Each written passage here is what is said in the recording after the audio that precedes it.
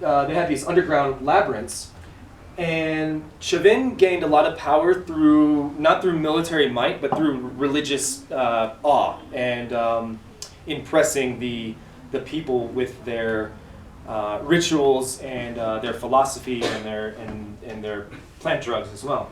So initiates would go into the temple of Chavin. They would be given a number of different psychoactive plants, and then they would be sent down into these labyrinths in complete darkness. And there's these little holes, and there's these little holes, and the priest would blow the patutu, and also whisper incantations and different things. This is a patutu. I'll blow it here in a little bit.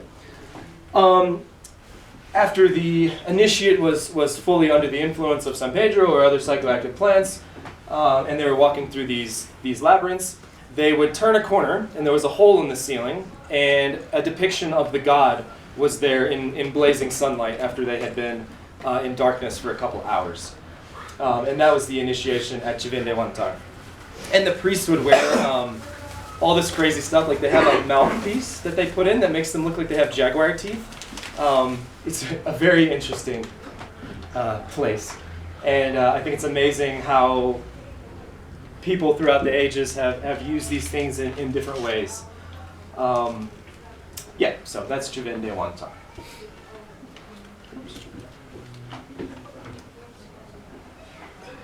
So at Chavin, it's cut off a little bit, but this says Triticerius pachanoi and Triticerius peruvianus. This is Triticerius pachanoi here, which is known as San Pedro or Huachuma. The more traditional name is Huachuma, and of course San Pedro is Spanish. Excuse me. Because even the Spanish recognized that San Pedro held the keys to heaven, as St. Peter does. It contains mescaline, as you said earlier, as well as a number of other psychoactive chemicals. It's been used from very early times, like the Cave of the Guitarrera, like we talked about earlier. And it's peyote is sort of the Mexican version of San Pedro, but it's a low, small, slow-growing cactus that also contains mescaline. Yeah, so it grows on the eastern slopes of the Andes, and they can grow up to 30 feet. They can get very, very large. The center of traditional, semi-traditional usage today is in Huancabamba, which is in the north of Peru, but it's been blended with Catholicism a lot. So in Huancabamba, the shaman, the priest there will take San Pedro and pray to the Virgin Mary and all these things, but it's still used for healing to this day. Probably one of the most important psychoactive plants in Peru, and we don't know exactly where it came from because for thousands of years people have moved it around the Andes. You'll often find them in gardens or courtyards like you guys have here. There's one out there. And like I'll ask people in Lima who are not really connected with traditional culture very much, what is this plant? And they always say like, oh, it's good luck. And one person told me it stops dogs from barking. But they don't know the ancient historical and entheogenic or psychoactive use of it. So yeah, that's San Pedro. Then we have Anodonanthera colabrina and Anodonanthera peregrina. These are known as yopo or sabel or wilca. Wilca just means sacred. They're these little seeds, and they are ground into a powder mixed with yipta, the stuff I was talking about earlier, and blown up the nose. This is they contain DMT, 5-MeO-DMT, bufotenin, and a number of other psychoactive compounds. This is Richard Evans Schultes, who is known as the father of modern ethnobotany, having some wilca blown up his nose somewhere in the Amazon. In the modern day, it's commonly used by the Yanomami, who still use wilca to this day. And it used to be one of the most widespread drug cults on Earth, stretching all the way from the Caribbean down to Patagonia. However, the use is almost completely extinct now, except among the Yanomami and a couple other very isolated groups. Yeah, pretty much as the Europeans and conquistadors and whatnot moved through the Americas, the usage of wilca slowly died out. I have here, this guy is using a snuff tube, and I have a couple over there made of stone that you guys can see if you would like. They're also used with tobacco. Yeah, so that is Wilka, or Yopo. What is Yoko's effect? Yeah, good question. I didn't go into that. They blow it up your nose, and it hurts really bad, and it feels like someone blew sawdust up your nose. And then for about 15-20 minutes, you feel quite sick. You might puke, and then you lay down and go into sort of a trance that's much like ayahuasca. So DMT, 5-MeO DMT, you could have visions, kaleidoscopes, these sort of things. They're used by the Yanomami they say the Yanomami use it to see the little people, like these tiny people, that will help them cleanse energies, heal the body, remove tumors or afflictions from the body, is what they believe.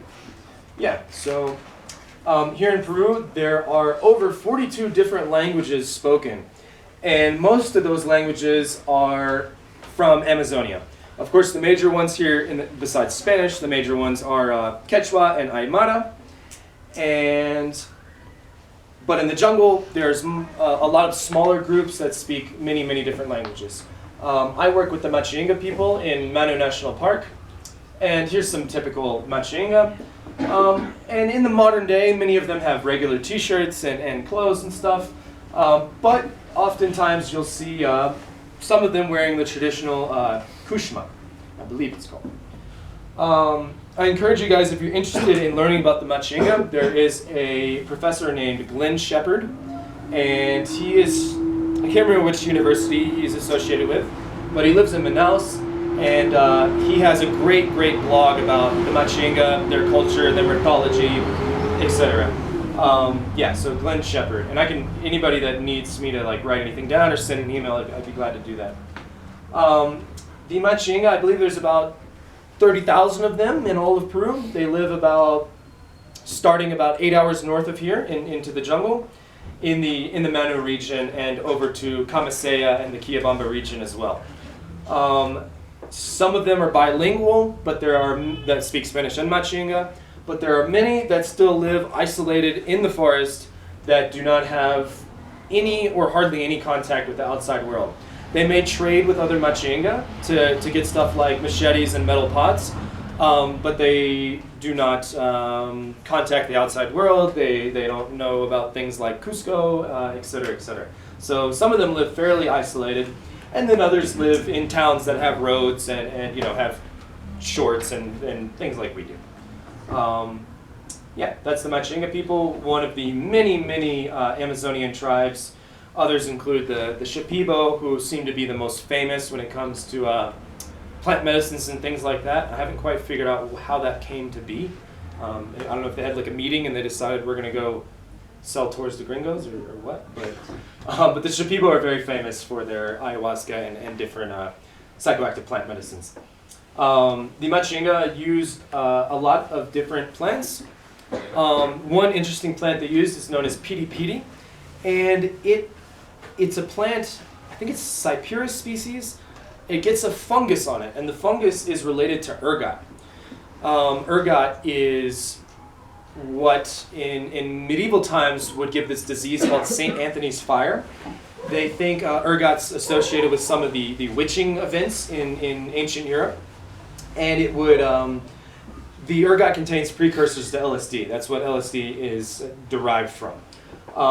But if you take ergot on its own, it makes you feel like you're on fire, and your skin really itches and burns. And you also have hallucinations. You can get gangrene, and your fingers and toes fall off. So that's the reason why they thought there was witches, because it would get in the barley and the grain. People would just grind it up anyway and eat it, and then they would get this terrible disease called St. Anthony's fire. However, even in medieval Europe, it was known that it could help women to give birth. I'm not exactly sure in which method it's used, but I know in medieval Europe it was used in small doses for women who are giving birth, and the Machinga also used a similar fungus to aid in birth in the jungle. But there are a number of different piri-piris. Some are rubbed on the arrows to make their arrows fly straight. Some are dropped in the eyes to make them see better. And then there's ones used in childbirth as well.